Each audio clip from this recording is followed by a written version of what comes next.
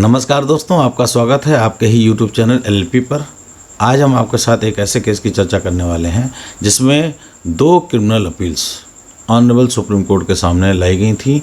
एक नत्थू सिंह के द्वारा लाई गई थी और एक ओमपाल सिंह के द्वारा लाई गई थी। और इन दोनों अपीलों में common question of law involve था। माननीय उच्चतम न्यायालय को एक ही विधि से संबंधित प्रश्न का उत्तर देना था। वो प्रश्न ये था कि क्या इलाहाबाद हाईकोर्ट के द्वारा जो एंटीसिपेटरी बेल खारिज की गई है इन दोनों केसेस में, लेकिन साथ में ही 90 दिन का रेगुलर बेल लेने के लिए प्रोटेक्शन दे दिया गया और प्रोटेक्शन के साथ साथ कोएर्सिव एक्शन यानी कोई कठोर कार्रवाई नहीं की जाएगी, इस बात को भी लिख दिया गया। तो ऐसी स्थिति में एंटीसिपेटरी बेल तो खारिज हो गई और उसे इसके बाद अरेस्ट हो जाना चाहिए था, लेकिन उन्होंने ये प्रोटेक्शन दे दिया। इस प्रोटेक्शन से क्षुब्ध होकर जो विक्टिम की तरफ से कंप्लेनेंट लोग थे उनके द्वारा माननीय उच्चतम न्यायालय की शरण में आया गया और उनसे ये गुजारिश की गई कि इस पर न्याय करें। तो माननीय उच्चतम न्यायालय ने जब इन दोनों अपीलों को एक साथ सुना, क्योंकि इसमें क्वेश्चन ऑफ लॉ एक ही था। पहले वाले केस में एक एफआईआर गाजियाबाद में हुई थी जिसमें कि एक विवाहिता की मृत्यु संदेहात्मक तरीके से उसके ससुराल में हो जाती है। इसके लिए एक एफआईआर दर्ज की गई थी आरोपियों के खिलाफ और उसमें सेक्शन 304B जो डाउरी डेथ से संबंधित है, दहेज हत्या से संबंधित है, और सेक्शन 3 एवं 4 डाउरी प्रोहिबिशन एक्ट, इसके सेक्शंस के अंतर्गत ये एफआईआर की गई थी। और ये आरोपी जो थे, इन आरोपियों ने इन्वेस्टिगेशन के दौरान ही इलाहाबाद हाई कोर्ट में एंटीसिपेटरी बेल एप्लीकेशन लगाई ताकि ये अपनी अरेस्ट से बच सकें, जो कि इलाहाबाद हाई कोर्ट के द्वारा खारिज कर दी गई। लेकिन खारिज करने के साथ साथ उस आदेश में उन्होंने एक बात कह दी कि एक तो 90 दिन के भीतर आप रेगुलर बेल लीजिए निचली अदालत से, और साथ ही साथ कोएर्सिव एक्शन कोई आप ले नहीं सकते।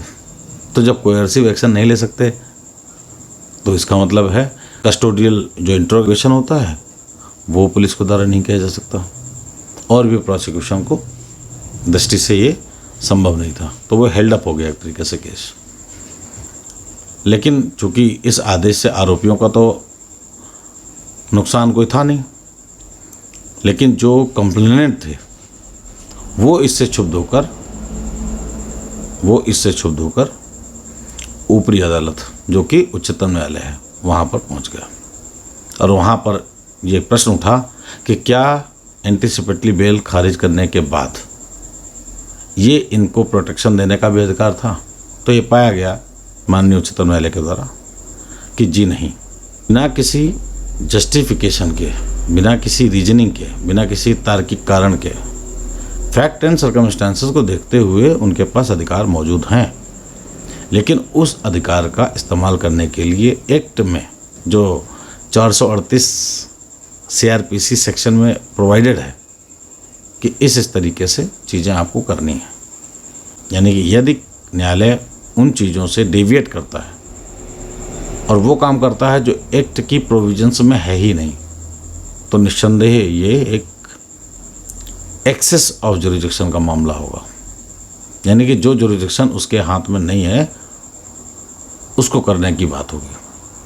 हालांकि सुप्रीम कोर्ट के द्वारा ये माना गया कि इस संबंध में उच्च न्यायालय को अधिकार है ऐसा करने का, लेकिन उसमें रीजनिंग देकर, प्रॉपर रीजनिंग के साथ कि इन परिस्थितियों को देखते हुए हम इस तरह का ऑर्डर पास कर रहे हैं। लेकिन इस आदेश में कहीं पर भी कोई रीजनिंग नहीं थी। तो कुल मिला के माननीय उच्चतम न्यायालय द्वारा इसे खारिज कर दिया गया और उनकी जो प्रोटेक्शन 90 दिन की दी गई थी वो ख़त्म कर दी गई ऑटोमेटिक। और ये चूँकि उच्चतम न्यायालय का डिसीजन था, ऑनरेबल सुप्रीम कोर्ट का डिसीजन था, इसलिए इस पर कोई सवाल नहीं है और ये एक रिपोर्टेबल जजमेंट था। तो Nathu Singh versus state of UP and others, criminal appeal number 522 और 523, ये दोनों 2021 में फाइल हुई थी और इसमें ये जजमेंट दिया गया कि हाईकोर्ट के द्वारा ये आदेश दिया गया, इस आदेश में जो प्रोटेक्शन दिया गया बिना किसी रीजनिंग के दिया गया, इसलिए इसे खारिज किया जाता है। तो आशा करता हूँ आपको ये वीडियो अच्छा लगा होगा। तो अभी तक के लिए इतना ही, फिर मिलते हैं एक नए वीडियो के साथ, तब तक के लिए धन्यवाद।